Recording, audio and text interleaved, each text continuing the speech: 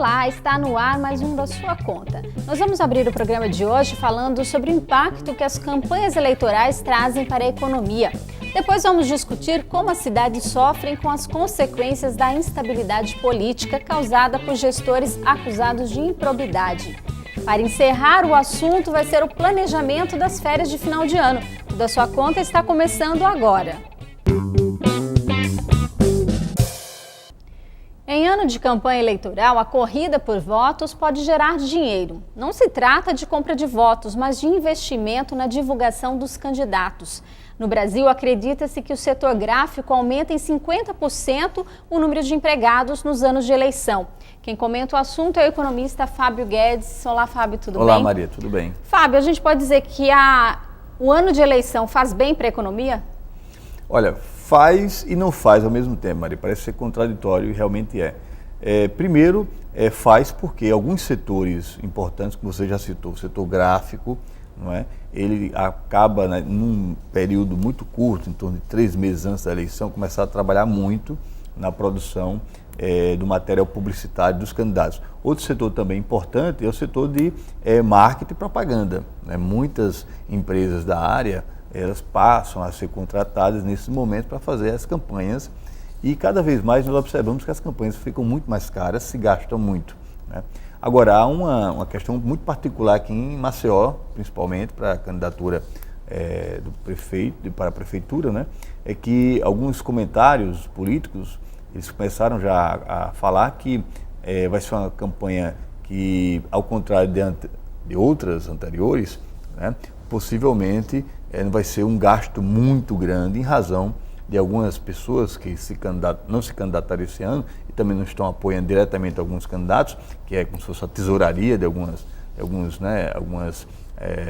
políticos, né? Eles não estão em cena nesse momento, principalmente alguns setores vinculados à área sucroalcooleira no Brasil, aqui em Alagoas. Então, alguns setores econômicos, alguns comentaristas começam a falar que algumas empresas estão se ressentindo que, nesse momento, em campanhas anteriores, já havia um gasto muito grande.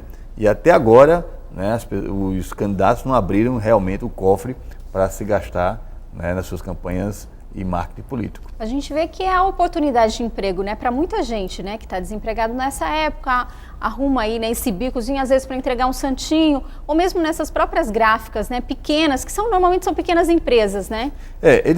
Algumas empresas, elas passam a empregar um pouco mais, não é, em razão do aumento da produção. Agora, existe também um nível muito grande de informalidade nesse momento, né? Ou seja, muitos candidatos contratam pessoas para trabalharem, mas é um contrato de boca, né? Ou seja, um contrato sem estar registro assinado, não tem carteira, não tem direitos assumidos nem recolhidos. Então, na verdade, passa a ser existe uma informalidade muito grande também, Maria. A improbidade administrativa é um problema grave e constante em vários municípios do Brasil. Muitas vezes, cidades com economias restritas, que dependem quase exclusivamente do repasse federal, sofrem ainda mais com prefeitos presos e afastados do cargo. Fábio, você acredita que esse fato, né, como a gente pode citar aqui como exemplo também, o município de Rio Largo, aqui em Alagoas, isso atrapalha, dá para falar em economia no município desses? Maria, isso é gravíssimo, porque boa parte, como você mesmo falou, de alguns municípios, sobretudo em Alagoas, depende exclusivamente, né, de repasses do governo federal e do governo estadual, e muitos, né, programas, principalmente do governo federal, só são executados a partir do momento em que existe a presença do gestor, né, e aquele município não tem bloqueado suas contas. Então, quando nós sabemos que uma boa parte desses municípios não tem receitas próprias suficientes para tocar em suas políticas públicas, né, qualquer instabilidade política dessa, e com o seu prefeito, o seu gestor central sendo acusado de improbidade, às vezes, muitas vezes sendo preso ou afastado do cargo, você quebra, né, a rotina de trabalho, você quebra a história de aplicação dos recursos e também a execução de políticas públicas. Os municípios perdem muito com isso, não é? Felizmente, não é, esses exemplos que estão acontecendo e nós estamos vendo através da mídia, não é, significa que há uma atuação muito grande do Ministério Público, não é, e que os próximos gestores, lógico, eles têm que ter muito cuidado agora no momento de aplicar recursos e atuar como gestor desses municípios. Então, eu acredito que estamos passando por um processo de aprendizagem, a sociedade cada vez mais tem cobrado, tem ficado atenta, e os gestores não são mais, né, detentores do poder absoluto dentro dos municípios. Ou seja, as prefeituras, elas não são a extensão, muitas vezes, das empresas privadas desses gestores, ou então da fazenda desses gestores. A prefeitura é um órgão público, não é, onde a gestão pública é mais importante que os seus interesses privados.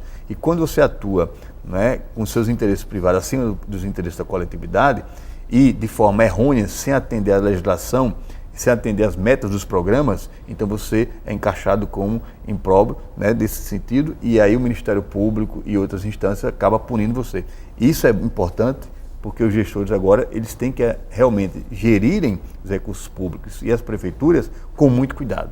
A gente vê até que existe uma certa punição, mas a gente não vê, pelo menos se falar, no retorno desse dinheiro, muito dinheiro que foi desviado para os cofres públicos, né? Essa é uma questão importante, porque precisamos avançar muito mais sobre isso. As denúncias, né, as constatações de desvio de procedimentos, né, que não obedeciam à legislação, ou então, de certa maneira, procedimentos que eles são muito suspeitos, né, isso já existe. Né?